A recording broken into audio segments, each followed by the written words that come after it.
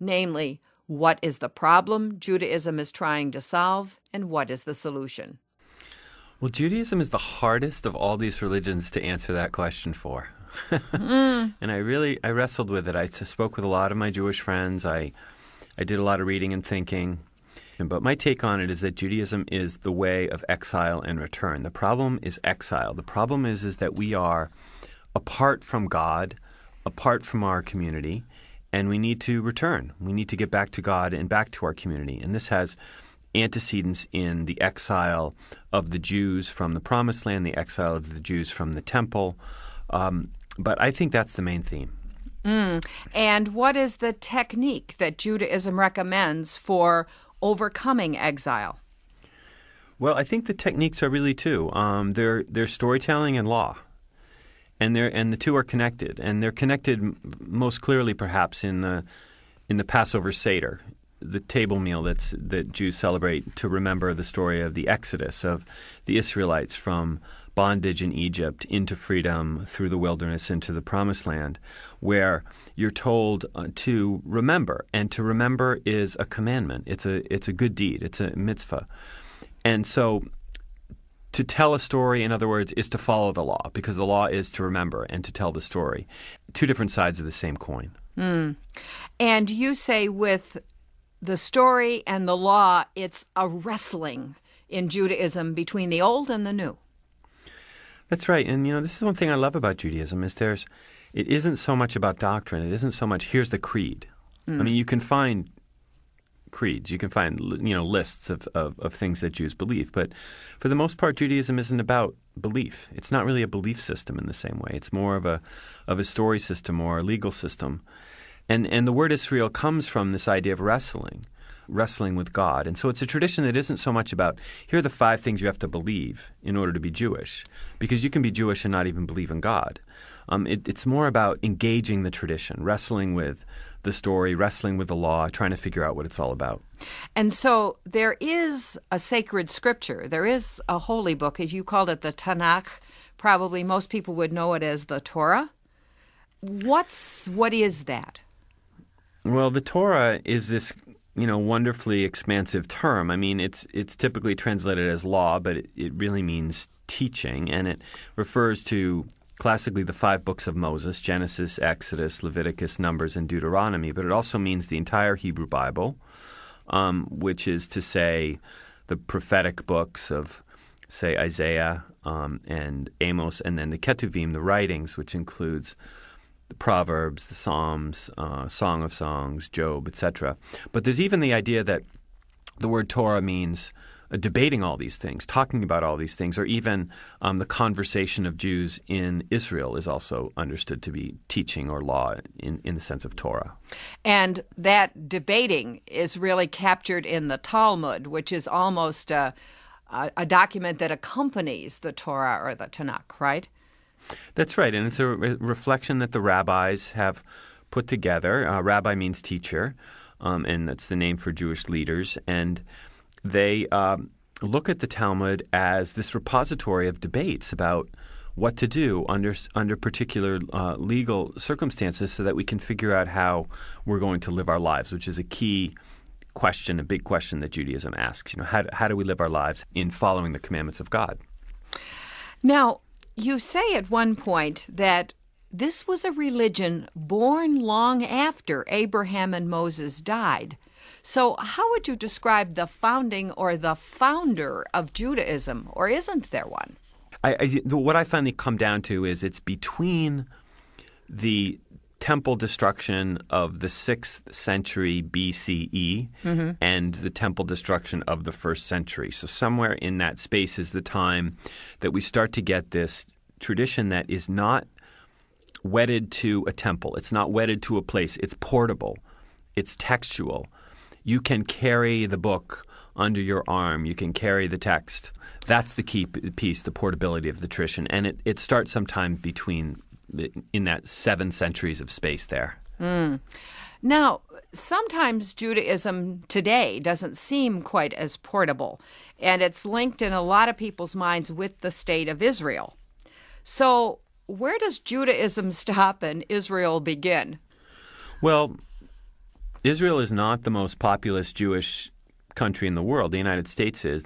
But, Israel is the visible spot, right? This is the exile and return story that I highlight in the chapter of the book on Judaism, that here is a people who have this story of being in covenant with God and going outside of the areas that they were intended for, whether that's Eden and whether that's the Promised Land, moving into exile and then wanting to go back. And here is the return that happens in the modern period with the foundation in the 1940s of the State of Israel. And so, yes, Judaism is very much understood to be about Israel, and yet there are Jews all over the world who have now chosen, even though there is a Jewish state, to stay in the so-called diaspora, right, to stay in the exiled space. And that continues to be something that Jews have to make sense of. How can you be a part of this people that has longed for millennia for returning to their promised land, and now that they have it, to choose not to go? And another angle on this is what constitutes anti-Semitism? This comes into the news every so often. Is it possible to critique the State of Israel or the policies or the political leaders of the State of Israel without being anti-Semitic? Yeah, that's right. And that certainly comes up all the time in the news. To what extent can you say, look, I'm opposed to this particular policy, but I'm not opposed to Judaism? And I think, the memory of the Holocaust is very keen, as it should be. And it's not that long ago that Germans were, killing Jews in World War II, and really very much motivated by, I believe, Christian theology, among other things. And so there's reasons to be suspicious of people who are critical of the State of Israel. That said, I don't think there's any state that we should consider outside of criticism. I mean, we certainly as Americans feel we're able to criticize our own state. I think most Israelis believe that they can criticize their own, the actions of their own state, and I don't see why people can't say, look, I support the State of Israel, but I don't support what they did in this case or in that case.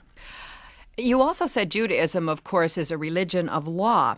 And there are lots of laws. Anybody who's ever looked at the book of Leviticus can, go blurry-eyed at the number of minute kinds of laws and regulations, many of which would have no application in the world today, or some of which would appear incredibly harsh.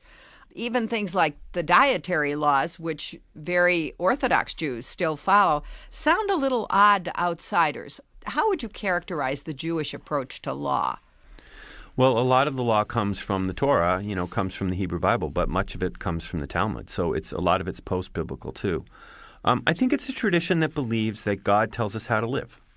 And God doesn't just tell us how to live in generalities, like be nice to each other. But God tells us how to live in very specific ways, including what we should eat. And you also say that probably the major motif in Judaism is liberation, the movement from slavery to freedom, if you will, in the Exodus, a highly influential motif, including in our own civil rights movement. That's right. I think there's actually no story that's more influential in American history than the Exodus story. And I'm not speaking now of American Jews. I'm speaking of Americans in general. I mean, this was the story of a people, the Israelites, who found themselves enslaved under the Pharaoh in Egypt. And God called them out of slavery into freedom.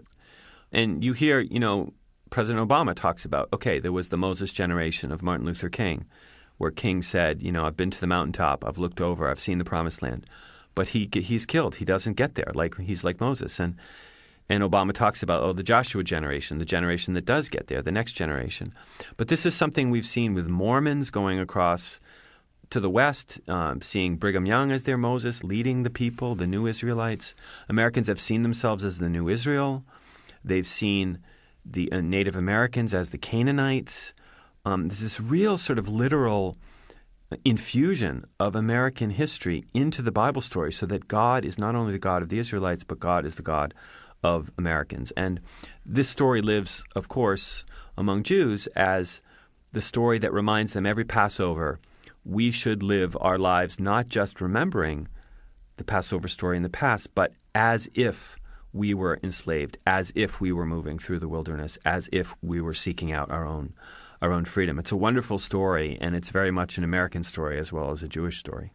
And in fact, you say that Judaism, it's the smallest in numbers of all the 8 major religions you discuss in your book, but it has an influence way beyond its numbers. How so?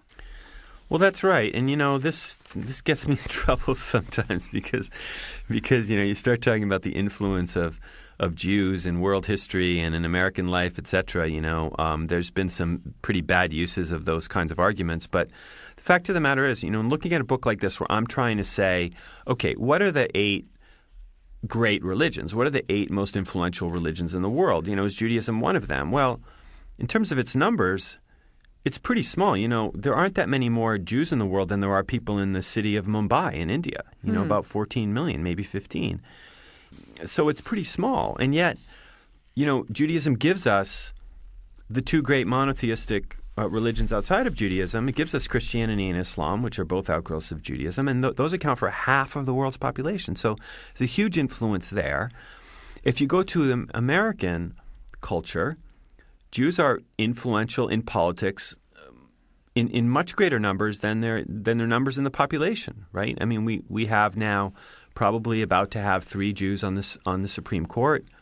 We have greater representation of Judaism in the House and in the Senate. We haven't had a Jewish president yet. So Judaism has an influence on American culture, on American political culture, on American popular culture. Some of my favorite comedians are Jewish comedians, and that's because the majority of American working comics are Jewish. And I don't think that that's entirely coincidental. I think there's a long tradition of wrestling in Judaism with the absurdities of life, the hypocrisies of the high and mighty, including the caprice of God. And that's funny. And Jews have made a lot of that. And they've entertained themselves, and they've entertained the rest of us too. Stephen Prothero is a professor of religion at Boston University and the author of God is Not One, The 8 Rival Religions That Run the World and Why Their Differences Matter. Thank you so much for joining us today, Stephen.